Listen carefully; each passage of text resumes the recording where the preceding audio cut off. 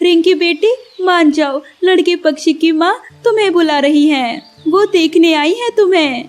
नहीं करूँगी, नहीं करूँगी, मैं ये शादी नहीं करूँगी। मैं तो शहर वाले जंगल में ही शादी करूँगी। चिड़िया के 2 बेटियाँ थी, एक का नाम गुड़िया और दूसरी का नाम था रिंकी। गुड़िया बहुत अच्छी, समझदार और संस्कारी थी, जबकि रिंकी बहुत नकचड़ी और बदतमीज थी। वो तो अपनी माँ का कोई भी कहना ना मानती थी। रिंकी और गुड़िया बेटी चलो मेरे साथ, आज मैं आपको सिखाऊंगी कि सूखी लकड़ियाँ कहाँ से ढूंढते हैं। मम्मा आप गुड़िया को साथ ले जाएं, मैं तो अपनी सहेली से मिलने जा रही हूँ। ऐसा कहते हुए रिंकी वहाँ से चली जाती है। मम्मा ये रिंकी भी ना कुछ ज्यादा ही बिगड़ती जा रही है, मैं भी इसकी वजह से बहुत परेशान हूँ। गुड़िया बेटी ये तो माँ का घर है, अपने ससुराल में जाकर ना जाने ये क्या करेगी। गुड़िया और उसकी मम्मा जंगल में सूखी लकड़ियाँ इकट्ठी कर रही थी कि गौरी कभी वहाँ आ जाती है। चिड़िया तुम्हारी बेटी रिंकी के लिए मैंने एक रिश्ता देखा है। लड़का पक्षी गांव वाले जंगल में रहता है, बहुत मेहनती और ईमानदार है। वो रिंकी का बहुत अच्छे से ख्याल रखेगा। गौरी बहन बहुत अच्छा किया, मैं तो अपनी बेटियों की शादी की वजह से बहुत परेशान रहती हूँ। बस दोनों की शादी अच्छे घर पर हो जाए, मुझे तो यही चिंता सताए रहती है। अगर तुम कहो तो मैं कल लड़के पक्षी की माँ को ले आऊं तुम्हारे घर। हाँ हाँ क्यों नहीं, आप उन्हें ले आना, मैं रिंकी को भी बता दूंगी। भूरी क्या तुम्हारा घर इस पेड़ से भी बड़ा है? बहुत बहुत बड़ा घर है, पूरे शहर में सबसे बड़ा मेरा घर है। तुम वहाँ रानी बनकर रहोगी, रानी। मेरा तो दिल कर रहा है कि मैं उड़कर शहर वाले जंगल पहुँच जाऊँ। मैं तुम्हें अपनी हवाई मोटर में बिठाकर पूरे शहर की सैर करवाऊंगा, कभी यहाँ तो कभी वहाँ। अच्छा अब मैं जाती हूँ, माँ मेरा इंतजार कर रही होगी। रिंकी घर जाती है। इतनी देर तक तुम कहाँ थी? तुम माँ हो मेरी जो पूछ रही हो? आई बड़ी। रिंकी तुम इससे बात करो, गुड़िया सुबह से मेरे साथ काम करवा रही है और तुम हो कि सारा दिन आवारागर्दी करती रहती हो। और सुन लो, कल तैयार हो जाना, लड़के वाले तुम्हें देखने आ रहे हैं। मुझसे पूछा ही नहीं और मेरी शादी की बात चल रही है। वो लड़का गांव वाले जंगल में रहता है और बहुत मेहनती है, गौरी आंटी ने बताया है। तो फिर तुम ही कर लेना उससे शादी। मैं तो शहर वाले जंगल में करूँगी शादी, किसी अमीर पक्षी से जो मेरा ख्याल रखे, मुझे शहर घुमाए। रिंकी पागल हो गई हो क्या? मगर रिंकी वहाँ से चली जाती है। अगले दिन गौरी कभी लड़के पक्षी की माँ को लेकर आ जाती है। रिंकी बेटी मान जाओ, लड़के पक्षी की माँ तुम्हें बुला रही है, वो देखने आई है तुम्हें। नहीं करूँगी, नहीं करूँगी, मैं ये शादी नहीं करूँगी, मैं तो शहर वाले जंगल में ही शादी करूँगी। रिंकी की माँ रोते हुए गौरी कवि के पास जाती है। गौरी बहन इधर आकर मेरी बात सुनो। गौरी लड़की चिड़िया कहाँ है? वो आ रही है अभी। मामा चिड़िया गौरी कवि को एक तरफ ले जाती है। गौरी मीना नहीं मान रही, वो गांव वाले जंगल में शादी नहीं करना चाहती। मैंने बहुत समझाया है, वो मेरी एक नहीं सुनती है। रानो ये परिवार बहुत अच्छा है, बहुत प्यार मोहब्बत से रहते हैं वो सब। मेरी मानो तो तुम गुड़िया की शादी कर दो, गुड़िया भी तो जवान है। गुड़िया बेटी ये सब सुन रही थी। गुड़िया की मम्मा गुड़िया की तरफ देखती है और गुड़िया अपनी नजरें झुका लेती है। गुड़िया बेटी आपकी मम्मा आपके लिए अच्छा ही सोचेगी, आपकी क्या इच्छा है? मम्मा जैसे आपकी मर्जी, मुझे कोई एतराज नहीं है। फिर मम्मा चिड़िया गुड़िया को अपने साथ ले जाती है। हाँ, इसे तो देखते ही वो बुढ़िया भाग जाएगी यहाँ से। जीती रहो, ये चिड़िया तो मुझे बहुत अच्छी लगी है, मुझे ये रिश्ता मंजूर है। फिर दूसरे दिन वो चिड़ा गुड़िया को बिहाकर गांव वाले जंगल में ले जाता है। जंगल के एक तरफ झरने के पास गुड़िया का नया घर था। ये झरना बहुत पुराना है, जब मैं छोटा सा था तो मैं सारा दिन यहाँ बैठा रहता था। जब मैं छोटी थी तो मैं एक बार ये झरना देखने अपनी मम्मा के साथ आई थी। अब आप घर जाइए, मैं आपके लिए फल लेकर आता हूँ। गुड़िया का पति गुड़िया का बहुत अच्छे से ख्याल रखता था। गुड़िया अपने नए घर में बहुत खुश थी। बेटी, जब आपको अपनी मम्मा की याद आए तो मुझे बता देना, मैं आपको मिलवा लाऊंगी। माँ जी, आपके होते हुए मुझे मम्मा की याद आती ही नहीं। आप भी तो मुझे मम्मा की तरह ही प्यार करती हैं। रिंकी जो शहर वाले जंगल में शादी करना चाहती थी, वो भूरे चिड़े से पसंद की शादी कर लेती है। माँ, मुझे माफ करना, मैंने भूरे चिड़े से शादी कर ली है। अब इसे दूल्हा बनाकर यहाँ लाने की क्या जरूरत थी? जो थोड़ी बहुत इज्जत बची है मेरी, उसे भी मिट्टी में मिलाना चाहती हो? जाओ यहाँ से। चलो रिंकी, मुझे रोना धोना पसंद नहीं है। रिंकी भूरे के साथ चली जाती है। सारा जंगल गुजरकर एक वीराना था, जहाँ ना कोई पेड़ था और ना कोई पक्षी। एक सूखे पेड़ पर भूरे का टूटा हुआ घोंसला था, जहाँ वो रिंकी को लेकर जाता है। भूरे, तुमने तो कहा था कि तुम शहर वाले जंगल में रहते हो। हाँ हाँ, पहले रहता था, मगर मेरे पिता ने मुझे घर से निकाल दिया। हवाई मोटर भी छीन ली और मुझे घर से भी निकाल दिया। तो क्या मैं यहाँ रहूंगी?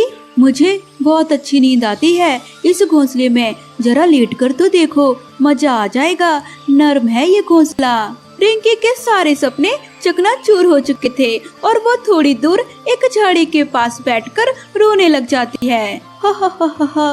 रिंकी, चुप कर जाओ। मुझे मालूम है तुम्हें ये सब अच्छा नहीं लगा, मगर अब तुम मेरी पत्नी हो।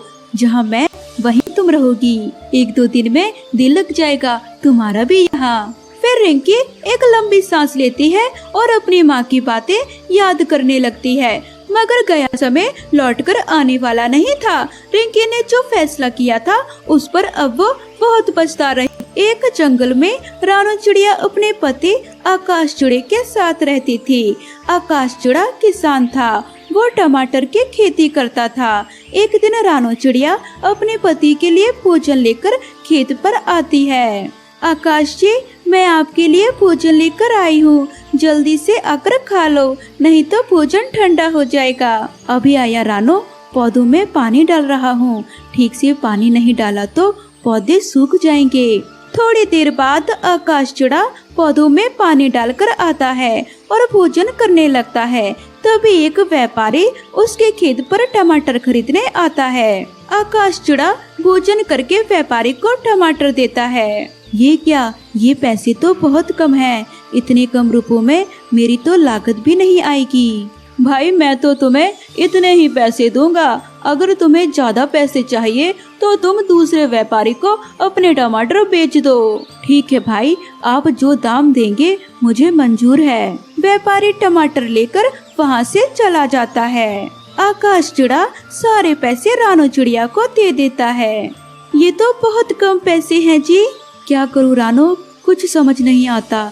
इतनी मेहनत करके टमाटर उगाता हूँ पर मन मुताबिक दाम नहीं मिलता।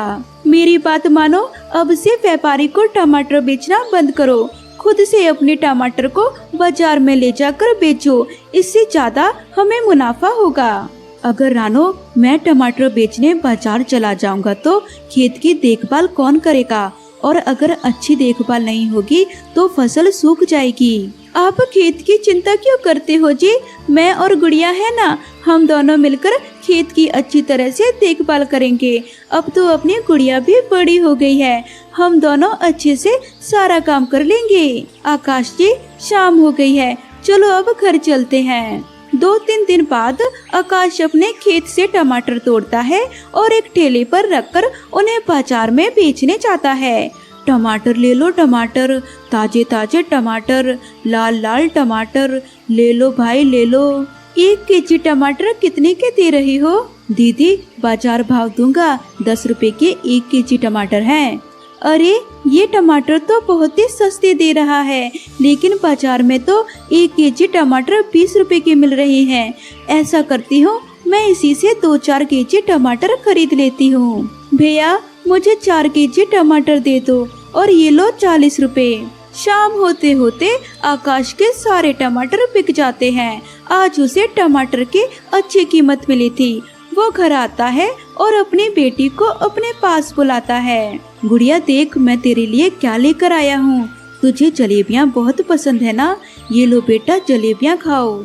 लगता है आज अच्छी बिक्री हुई है टमाटर की। इसी तरह समय गुजरने लगता है और आकाश के टमाटर की डिमांड बढ़ने लगती है। मम्मा, पापा से कहो ना, अपने टमाटर के पैदावार बढ़ाने के लिए बाजार से ऑर्गेनिक खाद खरीद कर लाएं। इससे हमारी फसल ज्यादा होगी और हमें मुनाफा भी ज्यादा होगा। चिड़िया ये बात आकाश चिड़े को बताती है। अगले दिन आकाश चिड़ा बाजार से एक दवा खरीद कर लाता है। ये लो रानो, इसे पानी में मिलाकर पौधों में डाल देना, लेकिन याद रखना बस 2 चम्मच ही डालना। अगर ज्यादा डाला तो सारे पौधे नष्ट हो जाएंगे। रानो चिड़िया पानी में दवा मिलाकर टमाटर के सभी पौधों में डाल देती है। अगले दिन आकाश चिड़ा देखता है कि टमाटर काफी बड़े और लाल हो गए थे। वो जल्दी जल्दी सारे टमाटर तोड़कर उन्हें बाजार में बेच देता है। अब आकाश चिड़ा टमाटर का एक बड़ा व्यापारी बन गया था और अब आकाश चिड़ा अपने खेतों के टमाटर शहर की मंडी में पहुंचाने लगा। इस तरह आकाश चिड़ा और रानो चिड़िया अपनी टमाटर की फसल बेचकर खुशी खुशी रहने लगते हैं। जंगल में कई दिनों से बर्फ पड़ रही थी। सभी पक्षी अपने गर्म घोंसले से बाहर तक नहीं निकले थे, लेकिन आज आसमान थोड़ा साफ था। हल्की हल्की धूप भी चमक रही थी। दोस्तों, आज कई दिनों के बाद धूप निकली है और कितने दिनों से हम घर में ही बैठे बैठे खा रहे हैं। तो आज भोजन लेने चलते हैं, क्या पता फिर से मौसम खराब हो जाए। हाँ चिड़िया बहन, ये बात तो आपने एकदम बढ़िया की। मेरे घर में बस 4 दाने ही रह गए हैं भोजन के। मैं तो भोजन से आज पूरी टोकरी भर के लाऊंगा।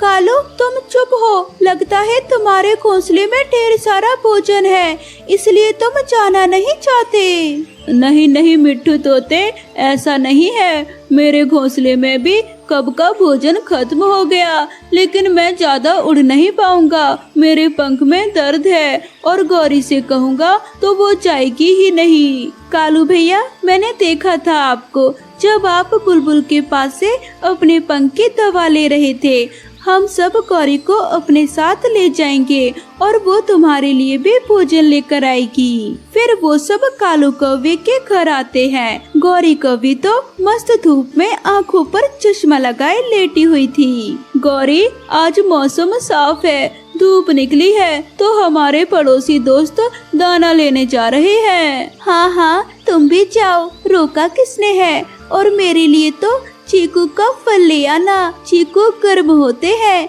चीकू खाने से मुझे सर्दी भी नहीं लगेगी। गौरी, कालू के पंख में दर्द है, वो लंबी उड़ान नहीं भर पाएंगे, इसलिए कालू की बजाय आप हमारे साथ चले। गौरी जी प्लीज, आज भोजन लेने तुम चली जाओ, वरना हम दोनों को भूखा ही रहना होगा। कालू बड़े प्यार से अपनी पत्नी गौरी को मना रहा था, मगर गौरी कभी तो अपनी जगह से हिलती भी नहीं और दाना ना लाने का बहाना बनाती है। मुझे कहाँ आता है भोजन की खोज करना। मैं चली भी गई तो खाली पंखे लौटूंगी, तो तुम ही चले जाओ। ये बोलकर गौरी कौवी फिर से चश्मा लगाती है। कालू कौवा ही उनके साथ चला जाता है। रास्ते में उड़ते हुए कालू कौवा सबसे पीछे रह जाता है और फिर सभी पक्षी उसका इंतजार करते हैं। कालू, जल्दी जल्दी उड़ो, हम कब तक तुम्हारा रुक रुक के इंतजार करेंगे। लो बस आ ही गया, अब चलो तुम सब भी। सच में गौरी कौवी कितनी बुरी है, वो अपने पति का भी साथ नहीं देती। कैसे अपने पति को दुख में भी उड़ाई जा रही है। कालू भैया, रहने दें, आप वापस घर लौट जाएं। मैं अपने भोजन में से आधा तुमको दे दूंगी, आप घर जाकर आराम करें। चिड़िया, चिड़िया तुम कितनी दयालु हो, सबके बारे में सोचती हो। काश गौरी भी तुम्हारे जैसी होती। ये बोलकर कालू कौवा वापस लौट जाता है और वो सब आगे की तरफ चले जाते हैं। कालू, इतनी जल्दी आ गए? नहीं, मुझसे उड़ा नहीं गया तो मैं वापस लौट आया। गौरी, तुम आसपास से कोई फल ढूंढ लो, वरना शाम को क्या खाओगी? मुझे नहीं पता, कई दिनों के बाद तो आज धूप निकली है, मैं सोना चाहती हूँ, डिस्टर्ब ना करे मुझे। गौरी बहुत कामचोर थी, वो मेहनत नहीं करना चाहती थी, वो तो बस पूरा दिन धूप में लेटी रहती है। हाँ हाँ सो जाओ, जब भूखी मरोगी तो मैं भी देखूंगा कहाँ से पेट भरोगी। मैं तो पहले ही चिड़िया के घर जाकर अपना पेट भर लूंगा। शाम हो जाती है, चिड़िया, कबूतर, मिट्ठू तोता दाना लेकर अपने घर को आ जाते हैं। कालू कौवा भागा भागा चिड़िया के पास जाता है। लाओ चिड़िया बहन, मुझे खाने को भोजन दो, क्या मिला है तुम्हें? कालू भैया, मैं बस ये फल लेकर आपके पास आने वाली ही थी। चिड़िया को 2 ही फल मिल पाए थे। वो एक सेब कालू कौवे को दे देती है और कालू तो रास्ते में ही पूरा सेब खा जाता है। वाह वाह, चिड़िया का क्या फल है, खा के मजा ही आ गया। मेरा तो पूरा पेट ही भर गया इस एक फल से। ऐसे कालू कौवा वो फल खाकर घर आता है और अपने घोंसले में सो जाता है। रात हो जाती है, मगर गौरी कौवी तो नींद से जागी थी और उसे बहुत भूख लग रही थी। कालू तो आराम से सो रहा है, लगता है अपना पेट कहीं से भर लिया है इस मनहूस ने। लेकिन मैं क्या करूं, मैं क्या खाऊं? गौरी कौवे घर का कोना कोना छान मारती है, मगर उसे तो कुछ भी नहीं मिलता।